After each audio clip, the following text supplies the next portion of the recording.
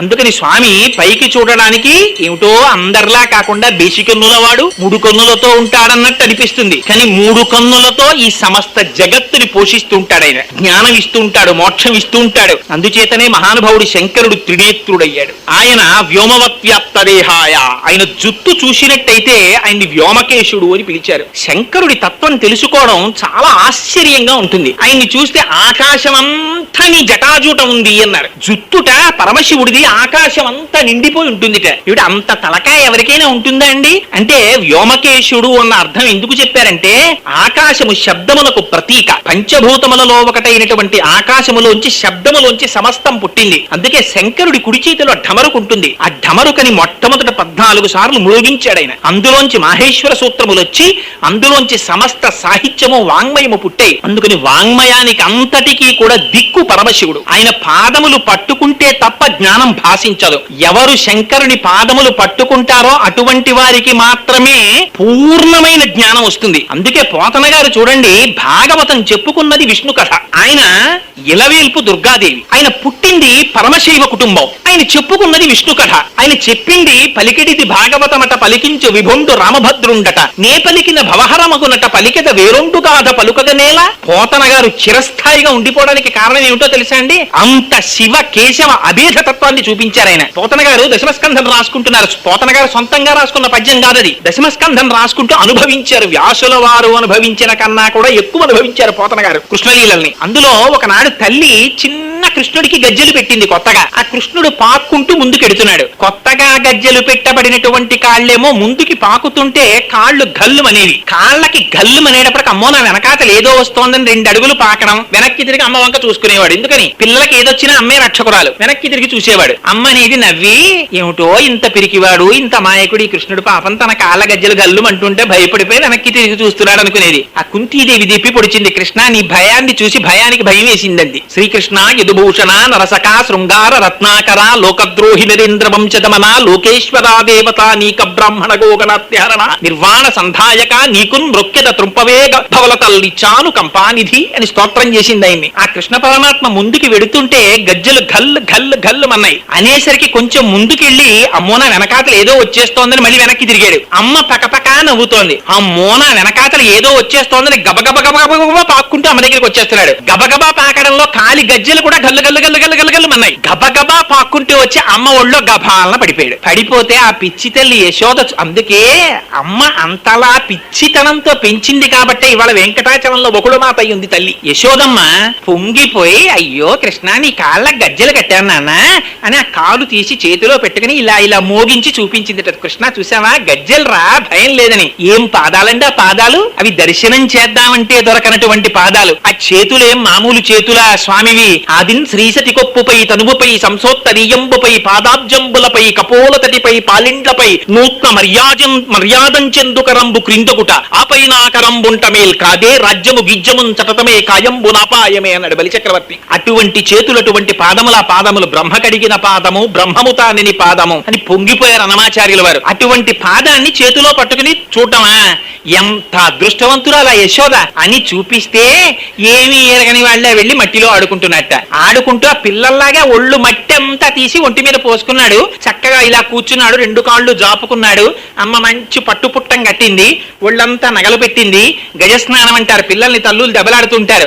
ఒరే ఇది ఏనుగు స్నానం రా, ఇలా స్నానం చేయించి వదిలేనో లేదో మళ్ళీ మట్టి పోసేసుకున్నావురా అని బాధపడుతుంటారు పాపం. ఆ మట్టి గుప్పిళ్లతో తీసి చక్కగా ఇలా పోసేసుకుంటున్నాడు. పోసేసుకుంటుంటే పోతన గారికి ఎటువంటి దర్శనమైందో తెలుసా అండి? మట్టి పోసుకుంటున్న కృష్ణుడు కనపడలేదు పోతన గారికి. తనువునంటి నధరణి పరాగం పూసిన నిరిభూతి పూతగాగా ముందర వెలుగొందు ముక్తాలలామంబు తొగల సంగడిగా నితునకగాగ ఫలభాగంబుపై పరగునా విరిబొట్టు కాముని కాల్చిన కన్నుగాగా అని కంఠమాలికలో నిఘన నీల రత్నంబు కమనీయ మగుమెడ కప్పుగాగా హరవల్లులు రగహరవల్లులు కాగ బాలలీల ప్రౌఢ బాలకుండు శివుని పగిది నొప్పె శివునకును తనకును వేరులేమి తెలియదలయునట్లు. ఈ శివకేశవ అభేదం అంటే ఒంటి మీద పోసుకున్నటువంటి ఆ మట్టిట విభూతి రాసుకున్న శంకరుడిలా కనపడ్డట. తనువునంటి నధరణీ పరాగం బపూషిన నిరిభూతి పూతగాగ ముందర వెలుగొందు ముక్తాలలామంబు తొగల సంగడిగా నితునకగాగా. అమ్మ చక్క కొప్పొకటి వేసి దానికి బుచ్చాలహారం కట్టింది. అది చూస్తుంటేట పరమశివుడు తన కపర్ది అని ఆ జటాజూటానికి కట్టుకున్న వేసుకున్న పావుల్లా కనపడుతున్నాయిట. ఆ చంద్రవంకలా కనపడిందిట. తొగలసంగడి కానితునకగాగా ఫలభాగంబుపై పరగునా విరిబొట్టు కాముని కాల్చిన కన్ను కాగా. అమ్మ చక్కటి ఆవిరిబొట్టు లలాటమునందు పెట్టింది. అది చూస్తే మన్మధుణ్ణి కాల్చేసిన మూడో కన్నులా కనపడుతోంది నాకన్నారు. కాముని కాల్చిన కన్నుగాగా కంఠమాలికలో నిఘన నీల రత్నంబు కమనీయ మగుమెడ కప్పుగాగా. అమ్మ మెళ్ళో పెద్ద హారం వేసి దానికి నీల పతకం వేసింది. ఆ కాంతి కంఠానికి కొడుతుంటే నీలకంఠుళ్లా కనపడుతున్నాడు నాకన్నారు. హారవల్లులు రగహారవల్లులు కాగ బాలలీల ప్రౌఢ బాలకుండు. ఆ మెడలో వేసినటువంటి ముత్యాల హారాలు చూస్తే శంకరుడు మెడలో వేసుకున్న పావుల్లా కనపడుతున్నాయిట. లా కనపడుతున్నాయి కాదు, శివునకును తనకును వేరులేమి తెలియ వెలయునట్లు. ఓయ్ పోతనా, నాకు శంకరుడికి తేడా లేదు, మేమిద్దరం ఒక్కటే అని నాకు దర్శనమిచ్చారు కృష్ణ పరమాత్మ అని పొంగిపోయారు పోతన గారు. ఈ శివ కేశవ అభేద జ్ఞానం శంకరుని యొక్క పాదముల నుంచి వస్తుంది. అందుచేత ఆయన మహానుభావుడు, మూడు కందులు కలిగినటువంటి వాడు. వ్యోమవత్యాప్త దేహాయ దక్షిణామూర్తయే నమః.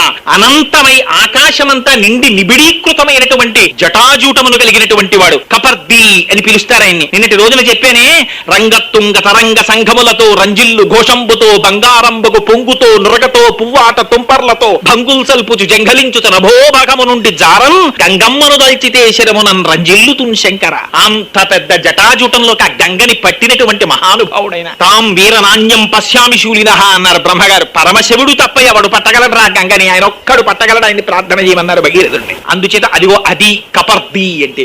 ఇంతటి వాడు ఎంత తేలిగ్గా లొంగిపోతాడో తెలుసా అండి. అనంతమై తన జటాజూటము చేత సమస్త ఆకాశమును నిండి నిబిడీకృతమైనటువంటి మహానుభావుడు ఎవరికి అందుతాడు? పోతన గారు అంటారు దశమస్కంధంలో, అష్టమస్కంధంలో చెప్తారు. శివుడంటే ఎవరు అనుకుంటున్నావురా? శివుడంటే నీ కంటితో చూసేవాడు అనుకుంటున్నావా? నీ జ్ఞానంతో తెలుసుకుందాం అనుకుంటున్నావా? అగ్ని ముఖంబు పరాపరాత్మకమాత్మ కాలంబు గతి రత్నగర్భ పదము శ్వశనంబు నీ యూర్పు రసన జలేషుండు దిశలు కర్ణంబులు దివము నాభి సూర్యుండు కన్నులు శుక్లంబు శలిలంబు జఠరంబు జలధులు చెదలు శిరము సర్వౌషధులు రోమచయము శల్యంబులద్రులు మానసమృతకరుండు ఛందములు ధాతువులు ధర్మసమితి హృదయము ఆస్య పంచకము పరిషదాహ్వయంబు అయిన నీరూపు సదసత్వమై శివాఖ్యయై స్వయం జ్యోతి అయ్యొప్పు అజ్జముగుచు అన్నారు. అటువంటి శంకరుణ్ణి తెలుసుకోగలిగినటువంటి వాడెవరు? అంతటి పరమశివుడు ఎంతగా లొంగిపోతాడో తెలుసా అండి. పాశుపతాస్త్రం కోసమని అర్జునుడు వెళ్లి తపస్సు చేశాడు. తపస్సు చేస్తే తండ్రికి ముచ్చటేస్తుంది చూశారా? నాన్నగారండి, బ్రహ్మాండమైన మల్లయోధుడైనటువంటి తండ్రి దగ్గరికి ఏ 6వ క్లాసో చదువుకుంటున్న పిల్లాడొచ్చి, నాన్నగారండి నేను కూడా స్కూల్లో ఎక్సర్సైజ్ చేస్తున్నానన్నాడు అనుకోండి. తండ్రి గారు స్నానానికి ఎడుతూ పెడుతూ, రారా చూద్దాం మన ఇద్దరం ఎంత నేర్చుకున్నావో చూస్తానంటే ఆ పిల్లవాడు తండ్రితో కుస్తీ పట్టాలన్న సంతోషంతో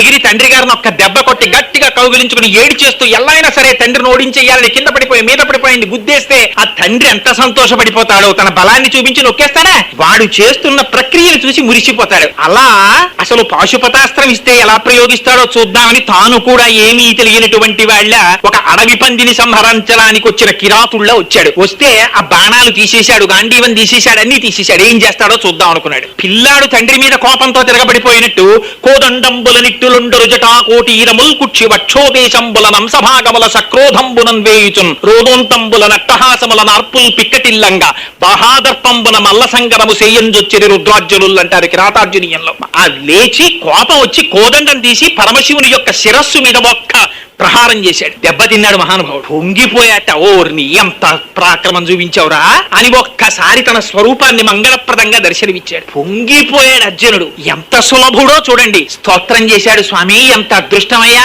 నిన్న నేను జటాజూటం మీద ప్రహారం చేసిన వాణ్ణి. శ్రీకంఠలోకేశ లోకోద్భవస్థాన సంహార హారీ మురారి ప్రియాచంద్రధారీ మహేంద్రాది బృందారకానంద సందోహ సంధాయి పుణ్యస్వరూప విరూపాక్ష దక్షాధ్వరధ్వంసకాదేవ నీదైన తత్వంబు భావించి బుద్ధి ప్రధానంబు కర్మంబు విజ్ఞాన మధ్యాత్మయోగంబు సర్వక్రియాకారణంబంచు నానా ప్రకారంబులన్ బుద్ధిమంతుల్ విచారించుచో నిన్ను భావింతురీశాన సర్వేశ్వర సర్వ సర్వజ్ఞ సర్వాత్మక నిర్వికార ప్రభావా భవానీపతి నీవు లోకత్రయీవర్తనంబుల్ మహామాయు ఖాతాగ్ని సోమర్కతోయంబు లంజేసి సంసార చక్రి క్రియాయంత్రవాహుండవై వైతాది దేవాది దేవా మహాదేవా నిత్యంబు అత్యంత యోగ స్థితి నిర్మల జ్ఞాన దీప ప్రభాజ్వాల విధ్వస్త నిస్సార సంసార మాయాంధకారుల్ జిత క్రోధ రాగాది దోషుల్ యతీంద్రుల్ యతాత్మల్ భవత్పాద పంకేరు హజ్జాన ఢిండీర ధారానుభూతిన్ సదా తృప్తులైరవ్యయ భవ్యసేవ్య భవ భార్గ భర్గ భట్టార కాగత్స కృచ్ఛాది నానా మునిస్తోత్ర దత్తావధానాలలాటేక్షణోగ్లగ్ని భస్మీకృతానంగ భస్మాను లిప్తాంగ గంగాధర నీ ప్రసాదంబులన్ సర్వ గీర్వాణ గంధర్వులున్ సిద్ధ సాధ్యోరగేంద్ర మహేంద్రాదులైరీశ్వర విశ్వకర్త సురాభ్యర్జిత నా అభ్యర్థితంబుల్ ప్రసాదింపు కారుణ్యమూర్తి త్రిలోకైకనాథ మహాదేవదేవ నమస్తే నమస్తే నమస్తే నమః అని పాదాల మీద పడిపోయాడు. అంతటి సులభుడా మహానుభావుడు, అంతటి వ్యోమకేశుడు. మార్గావర్తిత పాదుకా పశుపతే రంగస్య కూర్చాయతే గండూషాంబు నిషేచనం పురరిపోర్ దివ్యాభిషేకాయతే కించిత్ భక్షిత మాంసశేష కపళం నవ్యోపహారాయతే భక్తి కిం నకరోచ్చహో వనచరో భక్త్యావతంసాయకేని పొంగిపోయారు శివానంద లహరిలో శంకర భగవత్పాదులు. అంతగా లొంగిపోయేటటువంటి స్వభావం ఉన్నవాడు. అటువంటి శంకరుడు మెడలో ఎక్కడ చూసినా బ్రహ్మాండమైనటువంటి పుర్రెల మాల ధరిస్తాడు. ఏమో పుర్రెల మాల, ఆయనకి తలుచుకుంటే ఓ కాసు బంగారం పెట్టి ఆయనకి మెళ్ళో ఓ గొలుసు చేయించేవాడే లేడా? నిజంగా శంకరుడు ఏమీ లేకలా పాములతో కనపడితే మా దొరగారు చాలరు స్వామి చేయించుకో అని ఒక గొలుసు చేయించి ఇవ్వడానికి. కానీ ఏ శంకరుడికి ఇచ్చే భక్తులే లేరా? ఎందుకు అలా ఉంటాడు ఆయన అంటే అది ఆయన స్వభావం. ఆయన బ్రహ్మమస్తకావలి నిబద్ధతే నమః శివాయ అనే నక్షత్రమాలా స్తోత్రంలో స్తోత్రం చేశారు శంకర భగవత్పాదాచార్యులు. ఎందరో బ్రహ్మలు వస్తుంటారు, ఆ బ్రహ్మలందరూ పుడుతూ ఉంటారు. సృష్టి చేయబోయ్ అంటాడు పరమశివుడు, ఆయన సృష్టి చేస్తాడు.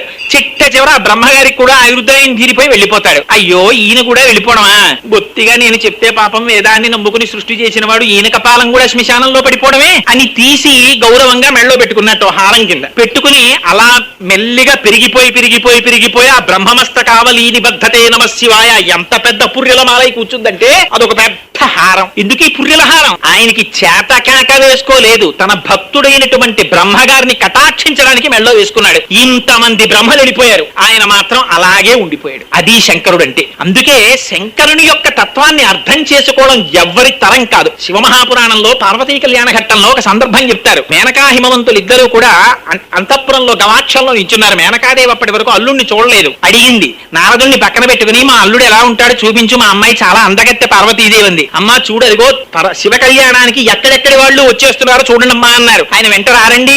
మహానుభావుడు పరమశివుడు అంటే సామాన్యుడా? నిత్యాయ త్రిగుణాత్మనే పురజితే కాచ్యాయనీ శ్రేయసే సత్యాయాజ్య కుటుంబినే మునిమన ప్రత్యక్ష చిన్మూర్తయే మాయా సృష్ట జగత్రయాయ చకలాంనాయాంత సంచారిణే సాయం తాండవ సంభ్రమాయదితివే శేయం నియం పతిశంభవే అంటారు శంకరులు. అంతటి మహానుభావుడు కదా. యక్ష గంధర్వ కిన్నెర కింపురుష నాగ ఋషి గణములన్నీ కూడా ఆయన వెంట వచ్చేస్తున్నాయి. సమస్త దేవతలు వచ్చేస్తున్నారు. యువతల హిమవంతుడికో ఆయనకి చుట్టాలందరూ ఎవరు? పర్వతానికి చుట్టాలు పర్వతాలే ఉంటారు. అందుకని వెంకటాచలానికి శేషాచలానికి మిగిలినటువంటి పర్వతాలకి బంధుమిత్ర సకుటుంబ సపరివార సమేతంగా రమ్మని ఆయన శుభలేఖలు పంపించాడు. పర్వతాలకి కూతుళ్ళు ఎవరు ఉంటారు? ఆ పర్వతాల మీద ప్రవహించే నదులే ఆయన కూతుళ్ళు. ఆ నదులకి భర్తలు అల్లుళ్ళెవరు? సముద్రాలు. అందుకని పర్వతాల మీద ఉండే వనాలు, అందులో ఉండే మృగాలు, నదులు, సముద్రాలు అన్ని కలిసి ఆడపిల్లి వారి వైపు వచ్చాయి. మగవెళ్లి వారి వైపు సమస్త భక్త జన సందోహం అంతా బయలుదేరి వచ్చేసింది హిమాలయ పర్వతాల మీదకి. వచ్చేస్తుంటే అదో పెద్ద ప్రొసెషను. పాపం తెల్లవారుజాము 4 గంటలకి నిలబడింది మేనకాదేవి అంతఃపురగవాక్షంలో. నారదుణ్ణి పక్కన పెట్టుకుంది. అదిగో వస్తున్నవాడు ఆయనేనా అని అడిగింది. 5 ముఖాలప్పటికి బ్రహ్మగారికి 5 ముఖాలతో వచ్చేస్తున్నాడు మహానుభావుడు. చూసింది ఆయనేనా అని అడిగింది. అబ్బే ఆయన శంకర కింకరుడమ్మా బ్రహ్మ, ఆయన కాదు అంటే అబ్బో ఇంతకన్నా తేజస్సుతో ఉంటాడా మా అల్లుడు అనుకుంది. పాపం ఆయన శిష్యులు, ఆయన గణాలు, ఆయన ఋషులు అందరూ వెళ్ళిపోయారు ప్రొసెషన్ లో. ఆ వెనకాతలు వచ్చారు. శ్రీ మహావిష్ణువు వచ్చారు. ఆయన సామాన్యుడా? శాంతాకారం భుజగశయనం పద్మనాభం సురేశం విశ్వాకారం గగన సదృశం మేఘవర్ణం శుభాంగం లక్ష్మీకాంతం కమలనయనం యోగి హృజ్జానగమ్యం వందే విష్ణుం భవభయహరం సర్వలోకైకనాథం. అంతటి అందగాడు ఆయన వెళ్ళిపోతున్నాడు లక్ష్మీదేవితో కలిసి. నీలతోజిత మధ్యస్థ విద్యుల్లేకే భువాస్వర అని నీలిమేఘం మధ్యలో మెరుపు మెరిస్తే ఎలా ఉంటుందో అలా పెడుతున్నాడు. చూసింది అమ్మవారు. ఆ మేనకాదేవి చూసి ఆయనేనా నా అల్లుడంది. కాదమ్మా, వాళ్ళిద్దరికీ భేదం చెప్పడం కష్టం. ఇద్దరన్నీ చుట్టూ ఉండగా జుత్తు విప్పేసుకుని మెళ్ళో పుర్రెలమాలోటి వేసుకుని దిగంబరుడై కాలభైరవుడు ముందు నడుస్తుంటే తయ్యకి తద్దిమిత అని పెద్ద నాట్యం చేసుకుంటూ రోడ్డు మీద వెళ్ళిపోతోందో గుంపు. ఇది ఇప్పుడు నేను కాస్త పాలో పుచ్చుకుంటానులే, ఈ మోక ఏమిటంది ఆవిడ. ఆయనే మీ అల్లుడు అన్నాడు నారదుడు. అనేటప్పటికి ఆవిడ హడిలిపోయి స్పృహపతి పడిపోయింది. నిన్ను చంపేస్తాను, నేను చచ్చిపోతానది. మీరు శివమహాపురాణం తెరవండి కావాలంటే. పార్వతీదేవి నంది వీడా నీ కల్లుడు, దీనికోసమే ఇంత తపస్సు. వీడు నా అల్లుడు ఏమిటే, వీలు లేదండి. అనేటప్పటికి వెంటనే తన స్వరూపం ఏమిటో చూపించాడు మహానుభావుడు. కోటి సూర్య ప్రతీకాశం సర్వావయవ సుందరం విచిత్రవసనం చాదానాభూషణ భూషితం అని నిజంగా ఎంత అందాన్ని ప్రదర్శించాడంటే ఆ రోజున మహానుభావుడు అలా కనపడేటప్పటికీ సుప్రసన్నం సులావణ్యం సుహాసంచ మనోహరం గౌరాభం యుతితం యుక్తం చంద్రరేఖా విభూషితం సూర్యేణ చిత్రితం మూర్ధ్ని చంద్రదండ విరాజితం అని వీళ్ళందరూ గంగా చ యమునా చైవ విధర్తస్మనుచామరే అని వెనకాతల గంగా యమున వచ్చి ఉత్తరీయం పట్టుకుని నడుస్తుంటే సూర్యుడు గొడుగు పడితే చంద్రుడు ఆ పక్కన నిలబడి వింజామర వీస్తుంటే కోటి సూర్యుల పగిది నడిచి వెళ్ళిపోతున్నాడు. తెల్లబోయింది మేనకాదేవి, ఏమిటి ఇప్పుడు ఇలా కనబడ్డాడు, ఇప్పుడు ఇలా కనబడుతున్నాడు ఏమిటని. ఎందుకనలాగా త్రికరణ శుద్ధిగా మేనకా హిమవంతులు కన్యాదానం చేసినట్లయితే వాళ్ళకి పునరావృత్తి రహిత శాశ్వత శివ సాయుధ్యము లభిస్తే మహర్షులు తపస్సు చేసుకోవడానికి ఆవాసం ఉండదు కనుక త్రికరణ శుద్ధి వాళ్ళకి లోపించేటట్టుగా చెయ్యమని దేవతాగణములు పరమశివుణ్ణి స్తోత్రం చేసినంత మాత్రం చేత వాళ్ళకి త్రికరణ శుద్ధి లేకుండా ఉండడం కోసం తాను అమంగళమైన రూపంతో కనపడి అలా కన్యాదానం పుచ్చుకుని తాను నిందింపబడ్డాడు తప్ప లోకాల్ని కాపాడిన వాడు పరమశివుడంటే. అంతటి మహానుభావుడైన. అందుకని ఆయన్ని ఎవరు గుర్తించగలరు, ఆయన ఎవరు జ్ఞానం చేత పట్టగలరు? లంపటము నివారింపను సంపద కృప జయము సంపాదింపన్ చంపెడి వారి వధింపను సొంపారగనికి చెల్లు సోమార్థదరా అంటారు పోతన గారు భాగవతం అష్టమ స్కంధంలో. స్వామి చంపెడి వారి చంపేవాడైన. ఇందుచేత చంద్రశేఖర చంద్రశేఖర చంద్రశేఖర పాహిమాం చంద్రశేఖర చంద్రశేఖర చంద్రశేఖర రక్షమాం అన్నాడు మార్కండేయుడు. రత్నచానుచరాచలం వ్రజతాద్రిశృంగనికేతనం సింజనీకృత పన్నగేశ్వర అచ్యుతానుల సాయకం అనేసరికి ఎవడురా నా స్తోత్రం చేస్తుండగా నా భక్తుడి మీద పాశం వేసిన వాడని ఎడమకాలతో తన్నాడు. వక్షస్థారణమంతకస్య కఠినాపస్మార సంవర్ధనం భూభృత్ పర్యటనం నమచ్చురచిర కోటీర సంఘర్షణం కర్మేదం మృదులస్య తావక పద ద్వంద్వస్య గౌరీపతే మచ్చేతోమణి పాదుకా విహరణం శంభో సదాంగీకురు. పొంగిపోయారు శంకరాచార్యులు వారు. అందుచేత అదిగో అటువంటి స్వరూపం ఉన్నవాడు మహానుభావుడు. అందుచేత ఆయన వ్యోమవ్యాప్త దేహాయ దక్షిణామూర్తయే నమః అటువంటి జటాజూటం ఉన్నటువంటి వాడు. ఇంకా ఆయన మెడలో చూస్తే ఎక్కడ చూసినా నాగాభరణాలు, చేతులకి పావులే, చెవులకి పావులే, మెడలోనూ పావులే, ఎక్కడ చూసినా పావులే. ఏమిటో ఈ పావులు అల్లరి అర్థం కాదు. పరమశివుడికి ఒంటి నిండా పావులే. శంకరాచార్యులు వారు సౌందర్యలహరిలో ఎంత అందంగా దిప్పి పొడిచారంటే నిజంగాను ఆ పార్వతీదేవి గొప్ప సౌందర్య రాశి. సౌందర్యం అంటే పార్వతీదేవిదే ప్రపంచంలో. ఆ ఈం బీజాక్షరాన్ని ఉపాసన చేసి శ్రీ మహావిష్ణువు అమ్మవారి స్వరూపాన్ని పొందారు జగన్మోహినిగా. అందుకని పరమశివుడు చూడాలనుకున్నాడు జగన్మోహిని తత్వాన్ని. అంతటి సౌందర్య రాశి కనుక ఆ ఆ అమ్మవారు శివుడు వచ్చే లోపల అక్కడ సింహాసనం మీద కూర్చుందిట. కూర్చునుండగా అక్కడ కూర్చుని సరస్వతీదేవి స్తోత్రం చేస్తోందిట. అమ్మా మీ ఆయన సామాన్యుడా, ఎంత గొప్పగా ఆనాడు త్రిపురాల్ని సంహరించాడమ్మా అని కీర్తన చేస్తుంటే శివే శృంగారా తదితర జనే కుచ్చనపరా సౌందర్యలహరి. శంకరులు అంటారు ఆ పరమశివుడి గురించి చెప్తుంటే పొంగిపోయి మా ఆయన ఇంత గొప్పవారు కదా అని సంతోషంగా శంకరుడి యొక్క శృంగార రసంతో చూస్తుంది అమ్మవారు. శ్రీవే శృంగారాధ్ర తదితర జనే కుచ్చనపరా. అమ్మని అమ్మగా చూడకుండా, అమ్మలో అమ్మతనాన్ని చూడకుండా స్త్రీ సౌందర్యాన్ని చూసేటటువంటి చూపులను చూసే మహిషాసుర పట్ల తీవ్రమైనటువంటి దృక్కులతో చూస్తుంది అమ్మవారు. శివే శృంగారాధ్ర తదితరజనే కుచ్చనపరా సరోషా గంగాయాం. శివుణ్ణి స్తోత్రం చేస్తుంటే నీకే కాదు భర్త అయిన నాకు భర్తే అని శంకరుడి జటాజూటం మించి గంగాదేవి తొంగి చూసిందిట. ఏమిటి నిన్ను భరించాడు కాబట్టి భర్త అని పేరు పెట్టుకున్నావు గాని పాణిగ్రహణం చేసి నేను ఆయన నా భర్త నీకు భర్త ఏమిటి అని కోపంగా ఇలా ఓసారి చూసిందిట గంగాదేవి వంక. నాకెందుకు వచ్చిన గొడవన ఆవిడ జటాజూటంలో గడిపోయిందిట. అందుకని శివే శృంగారాధ్ర తదితరజనే కుచ్చనపరా సరోషా గంగాయాం గిరిశ చరితే విస్మయవతి. ఆ శంకరుడి యొక్క వైభవాన్ని వర్ణిస్తుంటే అమ్మ బాబోయ్ నిజంగా ఆయన ఎలా చేశారు ఇవన్నీ అని ఆశ్చర్యంగా మొహం పెట్టి చూస్తుంటుందిట. చూసి ఇంతటి వాడు కదా నా భర్త అని పొంగిపోయి ఎంతటి భర్త, మన్మధుణ్ణి కాల్చినటువంటి వాడు అమ్మవారి ముఖం చూసేటప్పటికి మాత్రం ఎంత పొంగిపోతాడంటేట. అందుకే శంకరాచార్యులు వారు అన్నారు అమ్మా నీ గడ్డానికి మాత్రం ఉపమానం వేయనేవమ్మా. ఎందుకని కరాగ్రేణ స్పృష్టం తుహినగిరిన వత్సలతయా కరగ్రాహ్యం శంభో ముఖముకుర వృంతం గిరిసుతే. శంకరుడంతటి వాడు తమకంతో నీ గడ్డాన్ని ఎత్తిపట్టి నీ ముఖంలోకి చూస్తాడు.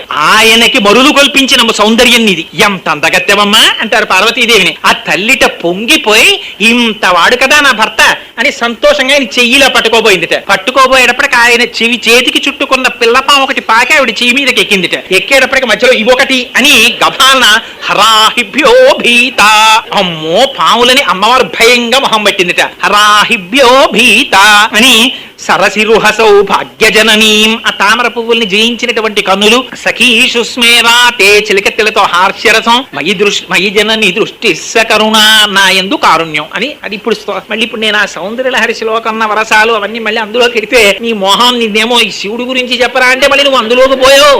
నీకు దేవి శాఖా చక్రమణం రా, అటుపోతావు ఇటుపోతావు అని మీరు నన్ను నిందించకుండా. సరే, అందుకని స్వామి ఒంటి నిండా నాగాభరణాలు. ఏమిటి నాగాభరణం? నాగాభరణం అంటే దానికి 3 లక్షణాలు ఉంటాయి. అది తెలియక చాలా మంది అనుకుంటారు శంకరుడు ఏమిటండి. నేను చాలా మందిని చూశాను, పాపం ఎక్కడో క్షేత్రానికి వెళ్తారు, అది వాళ్ళ తప్పు కాదు, అమాయకత్వం. అక్కడికి వెళ్ళి శంకరుడి ఫోటో ఒకటి తెచ్చుకుంటారు. నాలాంటి అఘాయిత్యం పండితుడు బయలుదేరుతాడు. ఏమండి శివుడు ఫోటోలు ఇచ్చారా?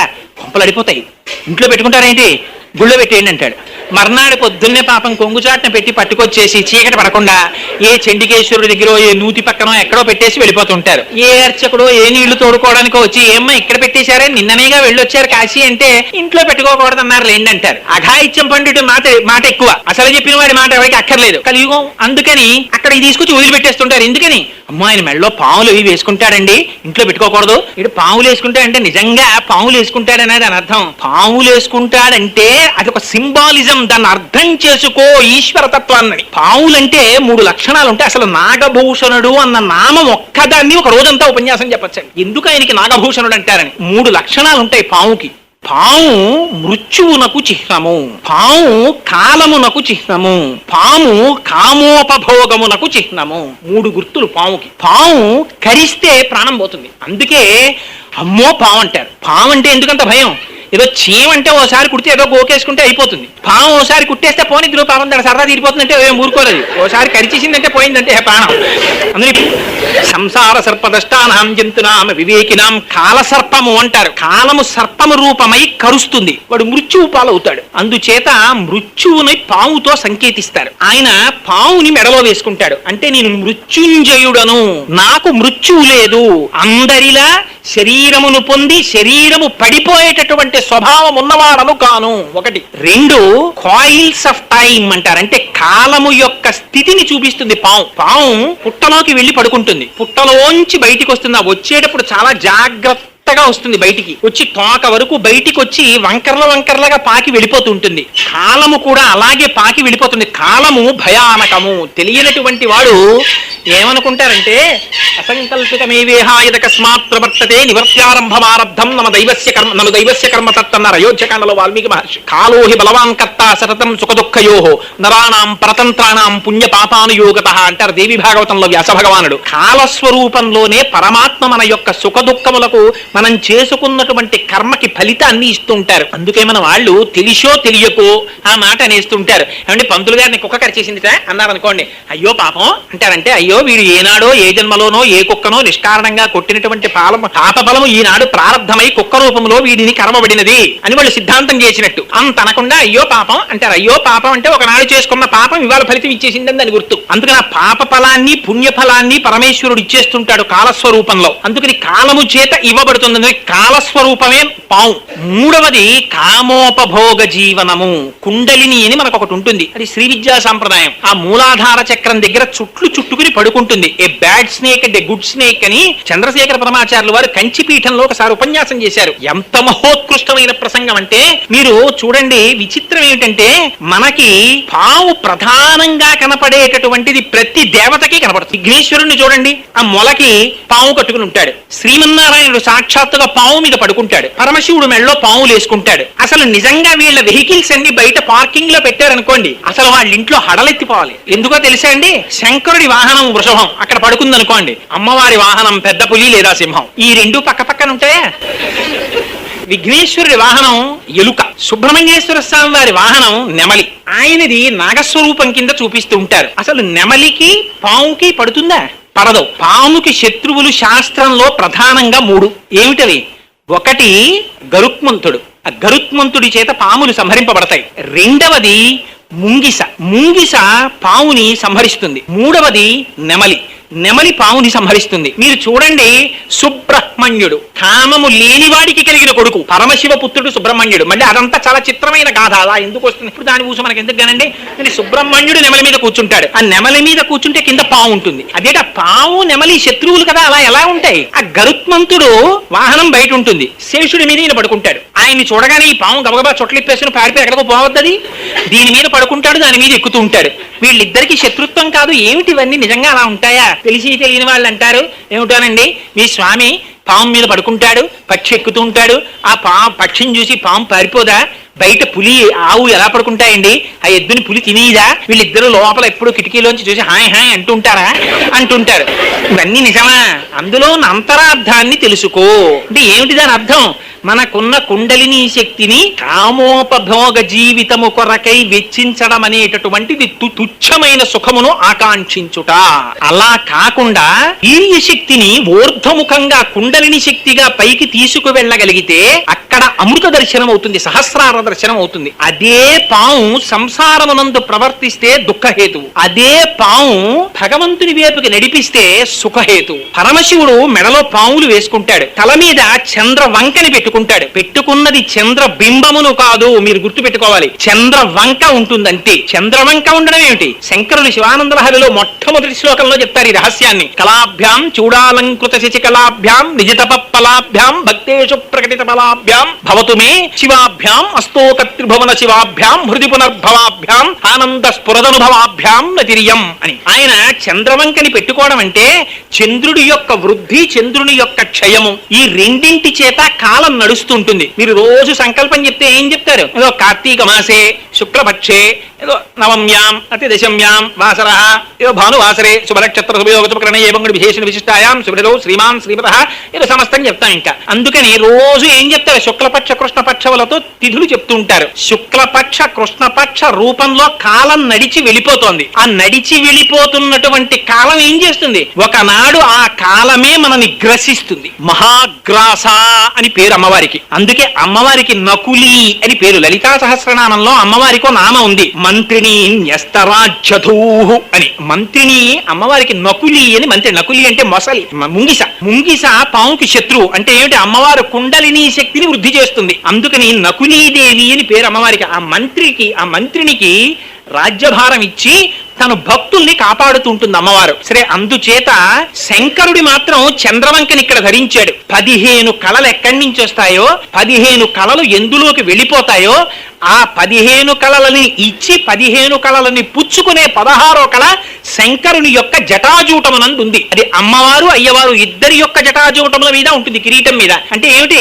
వాళ్ళు కాలాతీతులు. వాళ్ళు ఒకనాడు ఉండి ఒకనాడు లేనివారు కారు. వారు ఎన్నడూ ఉంటారు. ఇవాళ ఉన్నాడండి, రేపు ఉంటాడా అండి శంకరుడు?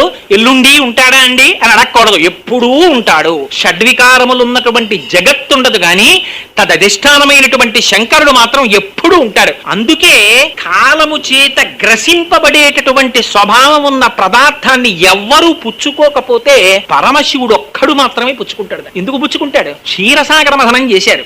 ఎందుకు చేశారు? ఉన్న పదవులు సరిపోలేదు వాళ్ళకి. ఈ పదవుల్లో పర్మనెంట్ గా ఉండిపోవాలి, రిటైర్మెంట్ ఏజ్ రాకూడదంటే అమృతం తాగితే బాగుంటుందని చెప్పాడు ఎవరో. క్షీరసాగర మథనం చేశారు. ముందు బతికించేది రాలేదు, చంపేది వచ్చింది, హాలాహలం వచ్చింది. పరిగెత్తారు అందరూ. ఆ పాలవెల్లి లోపల అప్పటికప్పటికి మంద రాగము తిరిగన్ చప్పుడు నిండిన జండము చెప్పెడిదే మధురి చెవులు చిందర కొనియన్ ఆలోల జలది లోపల నాలో నహి విడిచి సురల సురల బరపన్ గీలా కోలాహలమున హాలాహల విషము పుట్టె అవనీనాథ. ఆ హాలాహలం పుట్టేటప్పటికీ ఇంతమంది దేవతలున్నారు, ఇంతమంది రాక్షసులు ఉన్నారు. పుచ్చుకున్నవాడు ఒక్కళ్ళేడు. అది ఇలా పుట్టిందంటే అందరూ వెనక్కి తిరిగి పారిపోయారు. ఎక్కడికి పారిపోయారు? వెంటనే చెప్పేశారు పోతన గారు. శని కైలాసముజొచ్చి శంకరు నివాస ద్వారముంజేరి ఈశుని దవ్వారికులు అడ్డుపడ్డ తల మంచుంజొచ్చి కుయ్యో మొర్రో విను మాలింపుము చిత్తగింపుము దయన్ వీక్షింపు మంచు అంబుజానన ముఖ్యుల్ కనిరక్తరక్షణ కళా సంరంభునిన్ శంభునిన్. ఆర్తరక్షణ కళా సంరంభుట్టైన ఆర్తితో కొడుకు ఎంత చెడ్డవాడైనా కావచ్చు, నాన్నగారండి అన్నాడు అనుకోండి, ఒరే ఒక్కసారి రారా చూడాలనుందిరా నిన్ను అని తండ్రి ఉత్తరాలు రాస్తాడు. ఈ మధ్యనే ప్రమోషన్ వచ్చింది నాన్నగారు, లీవ్ ఎక్కువ పెట్టేస్తే పోతుందండి, ప్రమోషన్ రావడం కుదరదని వాడు ఫోన్ చేస్తుంటాడు. చిట్ట చివరికి వాడికి ఏదో జ్వరం వచ్చి ఎక్కడో ఇంటెన్సివ్ కేర్ యూనిట్ లోనో హాస్పిటల్ హోటల్లోనో పెట్టారు, ఒక్కసారి మిమ్మల్ని చూడాలని ఉందంటున్నారు మా అన్నయ్య గారు అని బేరం అంటుంది కోడలు. పాపం ఈ ముసలాయనకి 72 ఏళ్లు, సీనియర్ సిటిజన్ టికెట్ ఒకటి కొనుక్కుని ఇంకా అక్కడి నుంచి భార్యను తీసుకుని ఆ సామాన్ అంతా పట్టుకుని తడబడుతూ మోకాళ్ళు నిప్పి కూర్చోలేడు, నించోలేడు, సీటు దొరికిందో తెలియదు, దొరకలేదో తెలియదు, దొరికిన ఆపరబెత్తి ఎక్కలేడు, మళ్ళీ వాణ్ణి వీణ్ణి బతిమాలుకుని ఆ కొడుకు దగ్గరికి ఎడతాడు. నువ్వు పిలిస్తే రాలేదు, నేను ఎందుకు రావాలంటాడా తండ్రి అనడు. తండ్రి పరిగెత్తుకుంటూ వెడతాడు కొడుకు దగ్గరికి. ఎందుకని?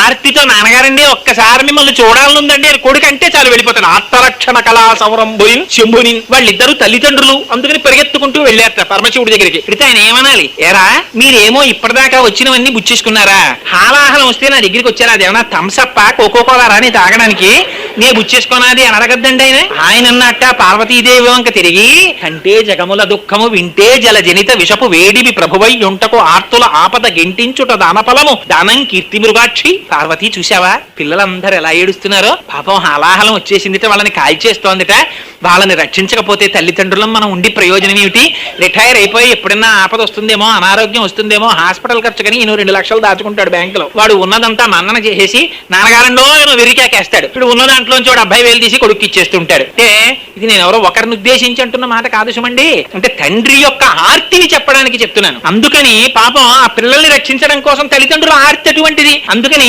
ఆవిడతో ఆయన అంటాడు, ఆవిడ అంటుంది మీరు ఇలా ఇచ్చుకుంటూ వెళ్ళిపోతే రేపు పొద్దున మన చూసేవాళ్ళు ఎవరండి అంటుంది. అలా అనకు, పిల్లలకు కాకపోతే ఎవరికి మన కోసమా ఈ డబ్బంతా మూట కట్టుకుపోతామా అంటాడు పాపం. అలా ఆయన చూడండి ఆవిడని బతిమాలుతున్నాడు. పిల్లలు ఎలా ఏడుస్తున్నారో చూడు పార్వతి, ఉచ్చేసుకోవద్దు, పుట్టింటి వైపు నుంచి నెరుక్కొచ్చాడు చూడండి ఏమిటి ఈ హాలాహలం దాగేయడానికి. హరిమది ఆనందించిన హరినాక్షి జగంబులెల్ల ఆనందించును, హరియును జగములు మెచ్చక గరళము వారించుటొప్పు కమలదలాక్షి. పాపం మీ అన్నయ్య నారాయణుడు స్థితికారుడు, ఆయన ఈ లోకములనన్నింటినీ రక్షించాలి. తెలిసి తెలియని వాళ్ళకి శివకేశవ భేదం గాని అసలు వాళ్ళిద్దరు ఎప్పుడూ భేదం ఉండదు వాళ్ళకి. అందుకని మీ అన్నయ్య నొచ్చుకుంటాడు ఈ లోకములన్నీ పాడైపోతే. అందుకని ఆయన మనసు సంతోషించేటట్టుగా ఆ హాలాహలం పుచ్చేసుకుంటాను పార్వతి అని నువ్వు బెంగ పెట్టుకుంటున్నావేమో, నేనేమైనా అయిపోతానేమోనని. రక్షింతు ప్రాణికోట్లను వీక్షింపు నేడుచు వికచాబ్జముఖి, దీన్ని కిస్మిస్ పండు నోట్లో పెట్టుకున్నట్టుగా పెట్టేసుకుంటాను ఈ హాలాహలాన్ని. అంటే ఆవిడెందిట మీ ఇష్టం ఎలా చేస్తే అలా చేసుకోండి అందిట.